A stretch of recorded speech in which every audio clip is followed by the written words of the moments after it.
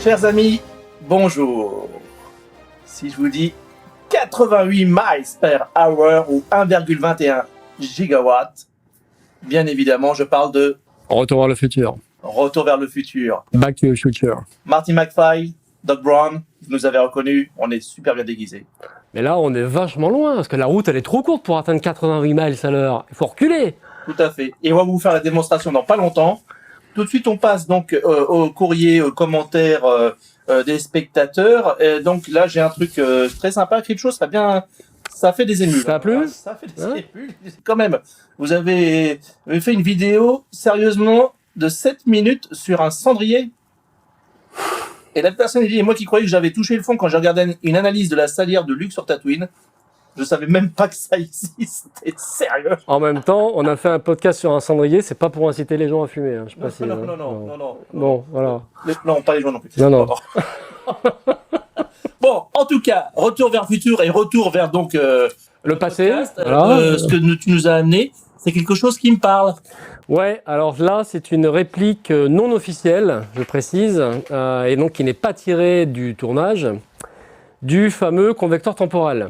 Donc, objet mythique du film Retour vers le futur, qui est le boîtier électronique ultra complexe créé par Doc Brown, qui se trouve à l'arrière de la DeLorean, enfin dans le poste de pilotage, au niveau des sièges arrière, et qui permet le déplacement temporel.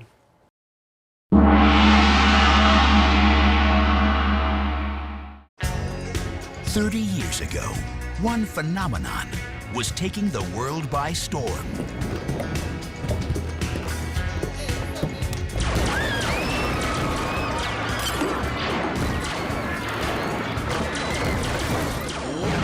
Spike is celebrating the 30th anniversary of The Empire Strikes Back with a marathon of the original Star Wars trilogy. The action starts Saturday at 1 on Spike. Alors, vous voyez les images de la DeLorean. Bon, on n'a pas une DeLorean à disposition, malheureusement. On aimerait bien, mais bon, on peut pas tout avoir. Là, c'est une DeLorean qu'on trouve chez Hot Toys, qui est d'une qualité et d'une vraiment Très bien fini. très bien fait. On peut aussi trouver des vrais DeLorean. Tout à fait, dans des conventions, par exemple. Et on peut voir quand même que c'est très fidèle. Oui, c'est très fidèle. Alors, techniquement, c'était un accessoire de tournage qui n'était pas adapté ou qui n'était pas dérivé d'objets existants, parce qu'en général, c'est ce que les spécialistes d'effets spéciaux ou de créateurs d'accessoires de l'époque, ils utilisaient des objets de la vie quotidienne qui dérivaient, qui transformaient, qu'ils adaptaient pour les tournages. Là, c'était vraiment une création, on va dire, entière. On retrouve certains éléments de la vie quotidienne, à savoir les 3 capteurs d'énergie rouge en gomme. En y regardant bien, en fait, il s'avère que ce sont des connectiques de bougies de tondeuse à gazon. Donc voilà, c'est plutôt drôle. Et au niveau des écritures qui sont marquées sur le boîtier, donc disconnect, capacitor drive, before opening, shield eyes from light, c'est les fameux DIMO. Les systèmes de bandes qu'on pouvait thermo, qu'on avait à l'époque pour mettre sur les cahiers scolaires. Et là, pour le film, ils ont utilisé la même technique. Alors là, pour la petite anecdote, qui n'est pas une anecdote de tournage, il se trouve que cette réplique du convecteur temporel, parce que je sais comment elle a été créée, je connais la personne qui l'a créée, elle a été créée à partir d'une boîte à clés qui a été entièrement découpée de manière à pouvoir avoir l'intérieur avec un morceau de plexiglas. Le propre, la réplique de l'époque, était fait avec un autre boîtier, quelque chose de totalement différent, qui était même d'ailleurs un peu plus épais.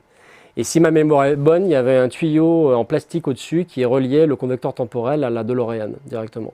Là, le tube n'est pas présent. Donc, si vous avez envie de faire une blague à votre contrôleur EDF, eh ben, vous placez ça sous votre compteur EDF dans votre entrée. Et vous dites au mec qui vient vous contrôler, tiens, EDF m'a installé un nouveau boîtier expérimental, je ne sais pas ce que c'est, je vous le dis parce que j'ai testé la blague quand on m'a contrôlé il y a quelques années et j'étais mort de rire intérieurement. Parce que le mec de l'EDF ne savait pas si c'était du lard ou du cochon. Donc c'était vraiment très très drôle. C'est dommage de ne pas avoir filmé le truc à l'époque. Ah, j'avais pas de caméra emportée, pas de caméra cachée, malheureusement. Mais c'était super drôle. Essayez ça un jour, vous verrez, vous allez rigoler. Bon, Back to the Future, Retour vers le futur en français. Un film culte. Enfin, cette trilogie est culte parce que c'est quand même rare d'avoir toujours des films en trilogie qui sont tous aussi bons. C'est vrai, mais le premier reste quand même emblématique. Parce que c'était la découverte, ça, mais les autres, non. Ils n'ont pas à en pâtir du premier, c'est vraiment bien. Vous voyez, j'ai l'Overboard, L'Overboard, réplique du film. réplique du film, qu'on pourra peut-être vous présenter une prochaine fois.